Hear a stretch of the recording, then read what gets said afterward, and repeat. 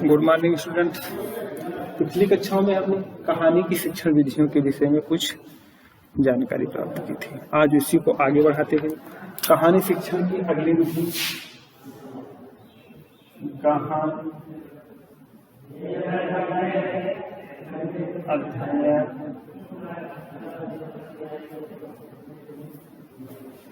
प्रणाली।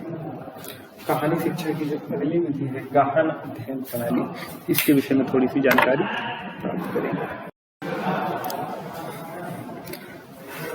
बच्चों, गहन शब्द का अर्थ समझने के उपरांत गहन अध्ययन प्रणाली का अर्थ आप लोग स्वतः ही समझ जाएंगे। सबसे पहले गहन का अर्थ क्या समझ लीजिए।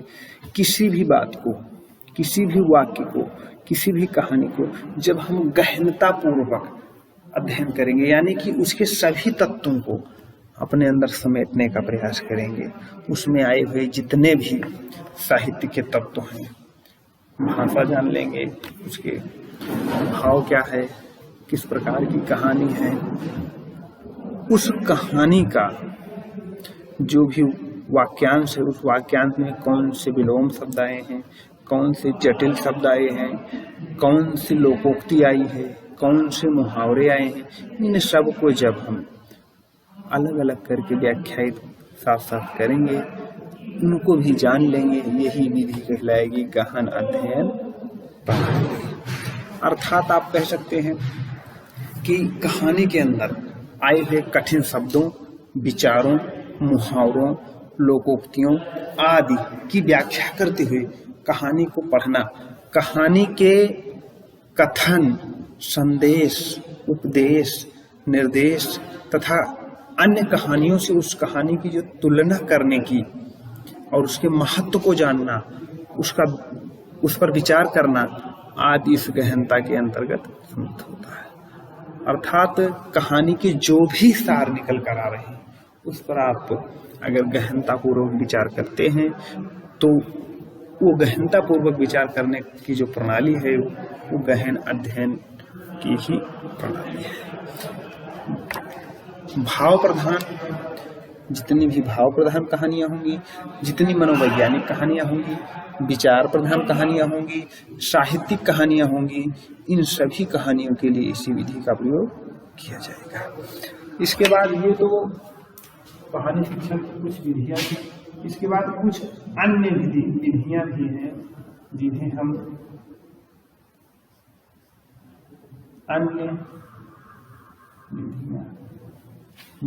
कुछ केवल उनके नाम के माध्यम से ही जान लेंगे। जैसे अधूरी कहानी पूर्ति,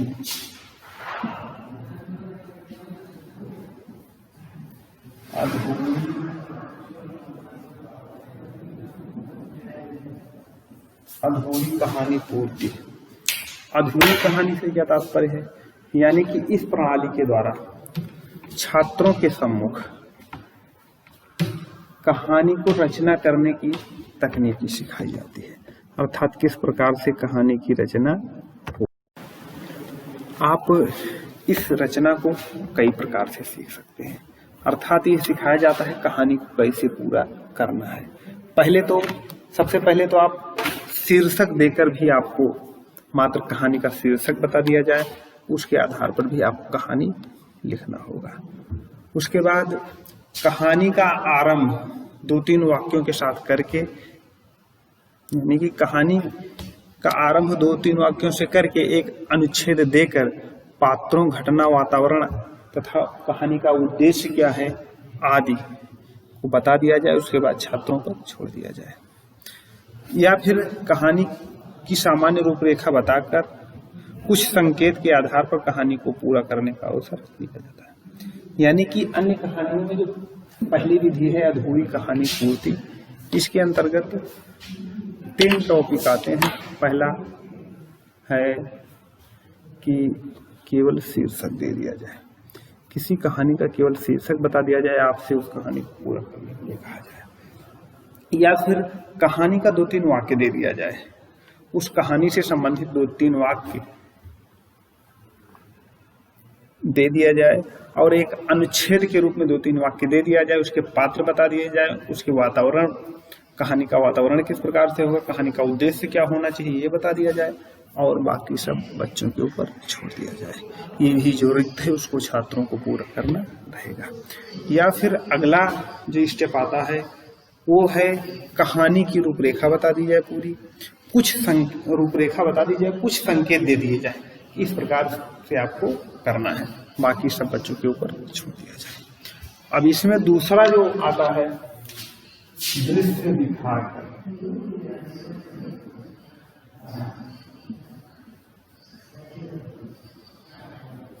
पहला तो था रिक्त स्थानों की पूर्ति और दूसरा है दृश्य दिखाकर। बच्चों को प्राकृतिक या अप्राकृतिक दोनों प्रकार से दृश्य दिखाकर भी उस दृश्यों के बारे में उनसे कुछ जानकारी एकत्र की जा सकती है, जिसे हम कहानी का रूप दे सकते हैं। दृश्य श्रव्य होने के कारण वो कहानी, पूरी कहानी पर आपस में चर्चा करते हैं, यानी दृश्य श्रव्य। जैसे मान लिया जाए आप टीवी या नाटक का सीरियल देखते हैं, श्रव्य दृश्य होता है, बच्चे कुछ अंश का देखते हैं, कुछ अंश को देखने के बाद उसके आगे की क्या घटना होनी चाहिए या क्या घटना होगी, क्या घटना हो सकती है, इस पर आपस में चर्चा करते हैं। तो कहने का तात्पर्य है कि जो दृश्य दिखाकर कहानी की बात है, इस प्रकार की कहानियों में बच्चों के सामने कुछ चित्र प्रस्तुत किए जाते हैं, इन चित्रों के माध्यम से आगे की घटना जानने का प्रयास किया जाता है। फिर अगला आता है कार्टून।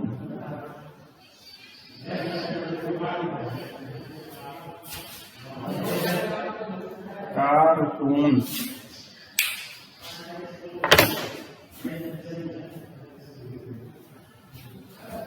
वास्तव में छोटे बच्चों में कार्टून के प्रति विशेष रुचि होती है। बच्चों को भावों की प्रधानता वाले कुछ कार्टून दिखाकर उस पर कहानी बनवाई जाए। शिक्षक पत्र पत्रिकाओं व अखबार आदि से विभिन्न कार्टून, जो कार्टून आते हैं, उनसे प्राप्त कर सकते हैं। बच्चों में कार्टून की विशेष रुचि होती है, ये सत्य है। इस पर काम करना उन्हें अच्छा लगता है। आप उन्हें कुछ बताना चाहते हैं, साधारण रूप से हो सकता है ना समझें, लेकिन जब आप कार्टून के माध्यम से उन्हें कोई भी बात बताने का प्रयास करेंगे तो निश्चित है वो उस विषय में जानने का प्रयास करेंगे। चौथा है अभिनय।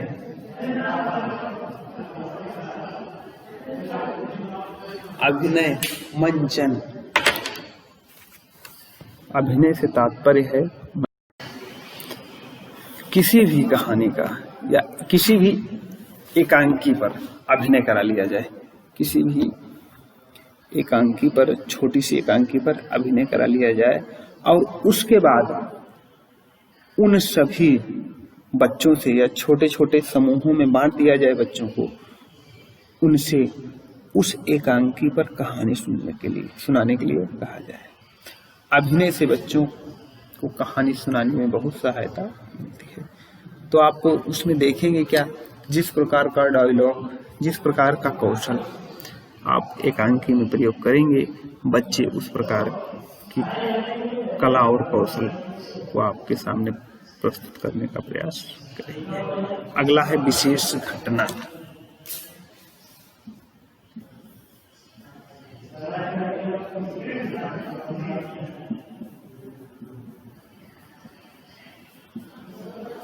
विशेष घटना, घर या गांव या आसपास पर विशेष घटना या विशेष रोचक प्रसंग पर बच्चों से परिचर्चा करनी चाहिए। विशेष घटना से तात्पर्य नहीं कि कोई कहीं भयंकर एक्सीडेंट हुआ, दुर्घटना हुई, ऐसी घटना नहीं। विशेष घटना से यहाँ तात्पर्य है बच्चों से संबंधित विशेष घटना, जिस घटना के प्रति, जिस प्रसंग के प्रति बच्चों में रुचि हो, यानी कि जो बच्चों के लिए रुचिकर हो, ऐसी घटना पर बच्चों से परिचर्चा करनी चाहिए। तत्पश्चात उस घटना से संबंधित कहानी बच्चों से सुनाने के लिए कहा जाए। कहने का तात्पर्य है, अगर बच्चों से संबंधित यानी उनके व्यवहार से संबंधित, उनके रुचि को ध्यान रखते हुए ऐसी घटना, रोचक प्रसंग, जिस प्रसंग से उन्हें आनंद की अनुभूति हो, ऐसी घटना, ऐसे प्रसंग मिलते हैं तो उन प्रसंगों को बच्चों के सामने प्रस्तुत करना चाहिए, उस पर उनसे चर्चा करनी चाहिए, तत्पश्चात उस घटना से संबंधित कहानी बच्चों को सुनाना चाहिए। अगला है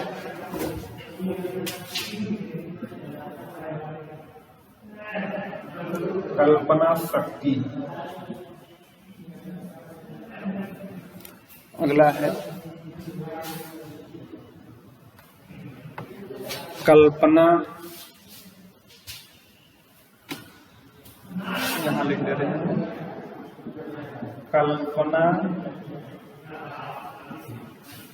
कल्पना शक्ति।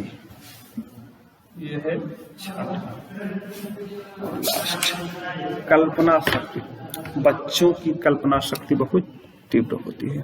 शिक्षक का कार्य होता है कि उनकी जो कल्पना शक्ति है उसको निखरने का अवसर प्रदान करना। कहने का तात्पर्य है, बच्चों में यह गुण स्वाभाविक रूप से होता है। अध्यापक का कार्य सिर्फ इतना है कि उस गुण को जागृत करें, उस गुण को बाहर लाए, वातावरण